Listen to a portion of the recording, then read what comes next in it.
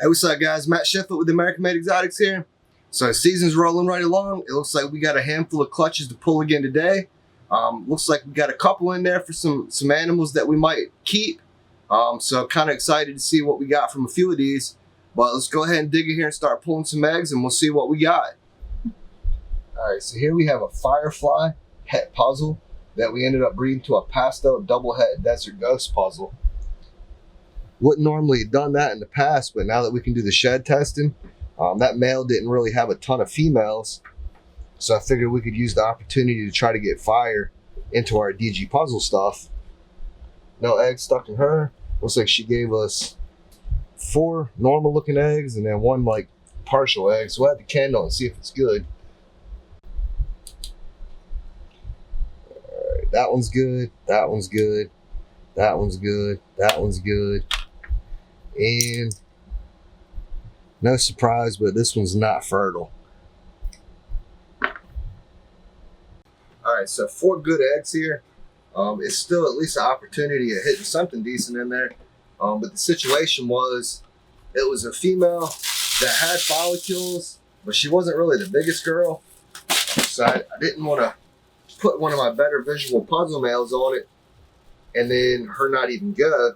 So since that male didn't really have a lot of girls, since he was doing double het to double het, I figured why not just let him go there. Now that we got the shed testing, if I hit any visual puzzles, I can shed test those, and maybe I'll get lucky and hit a firefly puzzle that's 100% het desert ghost. And then we already have a double visual pastel desert ghost puzzle, so we kind of plug that into that project and then get fire in there. And then, of course, the pastel and the super pastel works really good with the desert ghost anything. So let's go ahead and get this one in the incubator, and we'll see what else we got. All right, so this one we have a bamboo sugar girl that's 100% het clown, and we bred her to an ultramel krypton leopard Mojave. So we do have a shot at making white snakes there, but at least we could shed test them and see what we got. But I wanted to see the sugar in my Krypton Ultramel and my Clown Ultramel stuff. So we figured we could use her and get it in both of them. So 4 eggs, hopefully no white snakes at all. Let's can them and make sure they're all good. All right, that one's good. That one's good. That one's good. And that one's good. So they're all good eggs. All right, so 4 good eggs. I at least got the opportunity to hit that one. First time female. But I think hitting a bamboo ultramel clown or a bamboo ultramel krypton could be pretty cool. So we'll go ahead and set ourselves up, hopefully, to get those ingredients.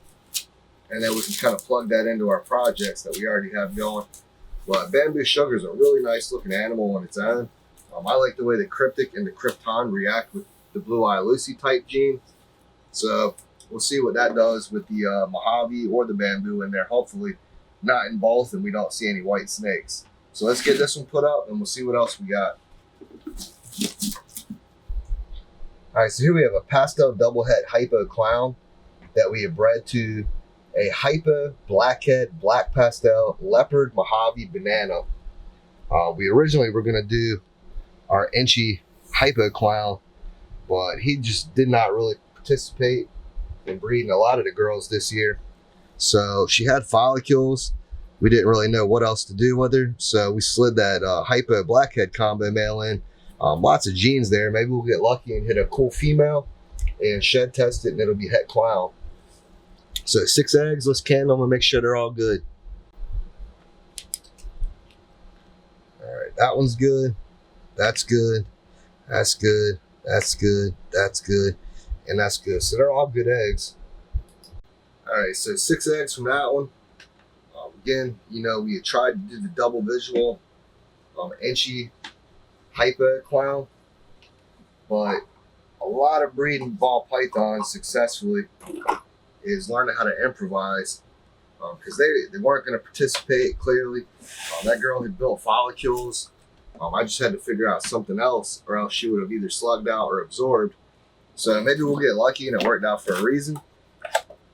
The Blackhead Black Pastel Leopard Mojave Banana Male. Pretty cool looking snake. So maybe we'll get lucky and hit like a really awesome female and then shed test it, and she'll prove out to be het clown, and that can be something that'll help get us ahead in the future that we can sit to the side and raise up. So we'll see. I'm excited for it still. That male is pretty cool looking. While I finish this box, I'll let you take a look at him real quick. So this is a banana, black pastel, blackhead, leopard, Mojave, Hypo. That's the male that sired the clutch there. A cool looking animal. It's really like a purplish gray in person. Hopefully the camera can pick it up. But definitely won't complain to hit some animals that look like that prove out to be het clown through shed testing. So, you know, like I said, got to adapt and switch up the plan sometimes, because they don't always work with the plan that you originally have.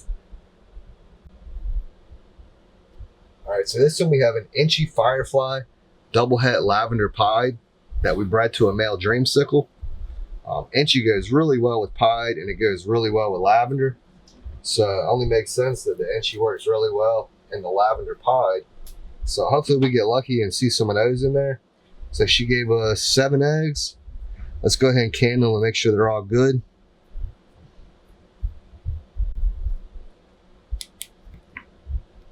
All right, that's good. That's good.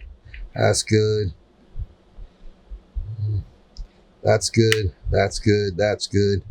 And that's good. I think this one is a dud here. I can see a very tiny bit of red where an embryo used to be, but it's also very squishy and got a weird feel to it. So I'm thinking this one's a dud here. All right, so 7 eggs, at least 6 of them are good. I'll put those ones in the back. And I think what I'm gonna do is, I think I'm still gonna put this one in the incubator, since it does have the red where the embryo should be. It just has, I don't know, maybe some very weak veins, but it has an off feel to it.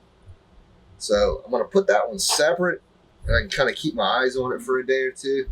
And it's probably gonna go bad, but since it still has some red in it where the veins and the embryo is supposed to be, I'm gonna go ahead and give it a shot and put it in there. But I don't have high hopes for that one. But at least 6 are good. So we'll cross our fingers. We see some cool inchy dreamsicle stuff in there, and that'll make up for it. But I think that's the last one for today. Still a good bit of eggs though. Happy to see some more eggs pile in there. So let's go ahead and get this one tucked up in the incubator. All right, another one on the shelf. That's clutch number 88. Puts us at 637 eggs there. Really getting full in here. Not really had a bunch of activity as far as babies yet. Here's another one starting to pip.